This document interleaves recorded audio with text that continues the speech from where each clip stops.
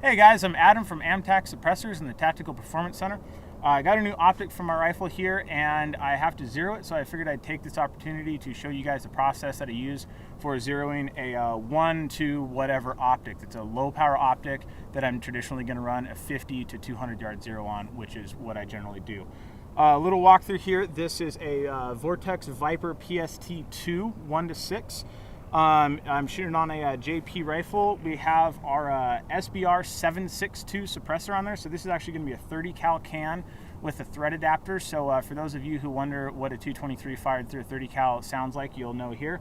And we're just running a little rifles only suppressor cover on there to kind of help with mirage and things along those lines. So the first thing that I'm going to do is I'm not actually going to start with shooting a target. I'm just going to pick something on a dirt hill at kind of 50-ish yards. It can be 100. It can honestly be pretty much any distance, but I'm going to use that for my really rough adjustment. So all I'm going to do is hopefully this works. I got the camera looking through a spotting scope and I got the bottom of a stick over there, and I'm just going to kind of shoot generally at that. So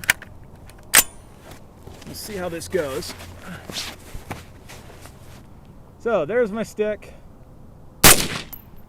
and it looks like I am a little bit low. So I am shooting a mil reticle in here, which is really nice because I have essentially a ruler when I'm looking through my scope, which means I can see the impact. I can actually measure from the impact to the target and know where I need to go. So according to this, I need to go up about 1 mil and then set another one. I'm going to go up another half. I'm going to go right about a half. That's a little too far. About a half. Cool. So that's pretty darn close. That's about as close as I can tell. Just seeing dirt kind of explode around the stick. You can use a clay pigeon, rock, dirt clod, whatever you want to go. But that's the first portion. So now we're going to shoot at a 50-yard piece of paper, but I'm not trying to get it perfect. I'm just trying to get it in that orange dot, which is about 1 inch. So I just kind of want, 2 or 3 shots to land in there, and then we're going to move back to 200 yards. So here goes the 50.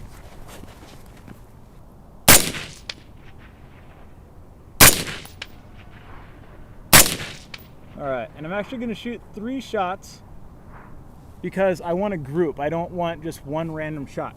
So now I'm going to look at my shots, which look to be about a mil low and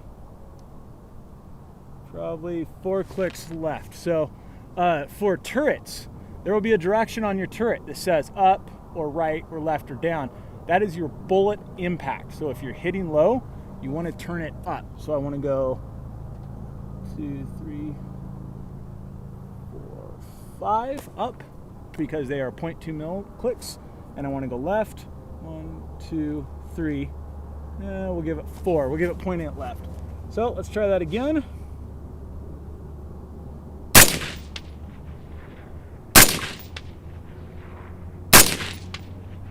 All right, and it looks like those guys are all in the orange.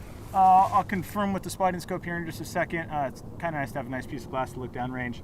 But now we are going to go back to 200 yards. So I have a pretty darn close zero, but I want my true zero to be my 200 yard zero. Sometimes you shoot your 50 yard zero and you just get lucky and it turns out to be a perfect 200 yard zero. But a lot of times if you're off by just the tiniest little bit at 50 yards, it looks just fine because you have a nice little bug hole group. But then when you go to 200 yards, it can be off by a couple inches.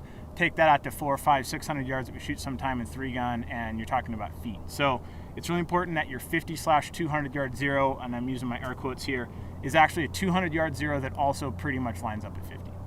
All right, guys, so now we're going back to 200 yards. My little point the camera through the spotting scope trick didn't really work at 200 because there's just too much mirage, so I'm just going to use it to verify my hits here, so you're not going to see those, unfortunately. But I'm going to tell you what I'm going to do in terms of how I actually get my 200 yard zero, because this scope and most 1 to whatever power scopes have reasonably thick reticles in them. So they cover a pretty large swath at 200 yards, which is just fine because they're designed to get you on target really fast and make reasonably accurate shots, but they're not the same as like, Razor 4.5 to 27 that has a very fine reticle and even has a hole in the middle of the crosshairs so you can shoot really, really tiny groups with the thing. If these reticles were much thinner than this, they'd be really hard to pick up, and they would cost you a lot of time, which is important for, you know, pretty much any kind of shooting that you're going to do with a scope like this, especially for me as a 3-gun shooter. So what I do is I put my IPSC target down there, and I use an IPSC target specifically for a reason, but I don't run a dot like this like I did at 50 yards, because that reticle covers almost the whole dot, and if I'm basically holding until the reticle disappears, I can only get so fine of an adjustment. So what I actually do is I zero on the head box, and I just quarter the head box with the reticle. So I just put the horizontal portion of the reticle across the middle, I put the vertical portion of the reticle straight down from the top to the bottom, and that tends to give me a much better zero than I would otherwise get. So heading out to 200 here, and we'll see how this goes.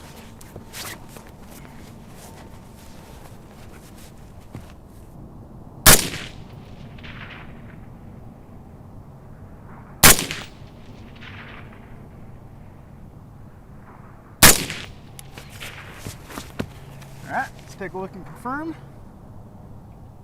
And it looks like I'm just low. So now it gets a little bit tricky. I no longer have a ruler. This is kind of a hunting style spotting scope. It doesn't actually have a mill reticle in there. And I can't actually see my impacts in here. So I kind of have to guesstimate. So I'm gonna look through this scope, and my hits are in the center, but they're just at the bottom of the head. So now I'm gonna look through this scope. I'm gonna measure from the bottom of the head to the center of the head. It's probably gonna be like 1 or 2 clicks. And then I'm gonna send 3 follow-up shots and see where that gets me. So that is, yeah, probably just, I'm gonna go 2.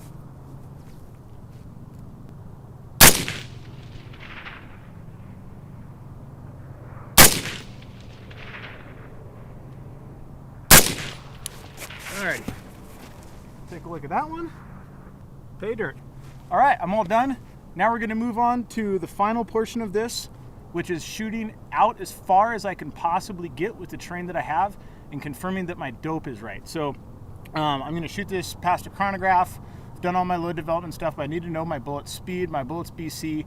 I'm gonna put that into a ballistics calculator like Straylock or Applied Ballistics, and it's gonna tell me, hey, at 375 yards, which is the farthest target I have available today, your hold should be whatever it should be. So I'm gonna dial to that hold, and I'm gonna shoot at it, and if I get an impact, then I know my dope is good. If I don't, then I can use the truing function in that ballistics calculator to make sure that my dope is good. So when I'm shooting well past 200 yards, I'm getting good hits.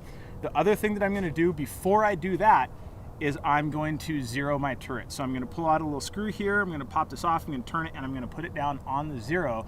And that's gonna allow me to get back to zero really easily if I do dial for whatever reason. The scope has cap turrets. I almost never dial for 3-gun matches, but sometimes you get to that stage where there's like 1 poke at 500 yards or something, and it's easier just to dial for it than it is to hold for it because you're not holding for anything else. So if you guys have any questions, go ahead and leave those up in the comments, and if there's anything else you'd like to see, you can visit us at amtechsuppressors.com.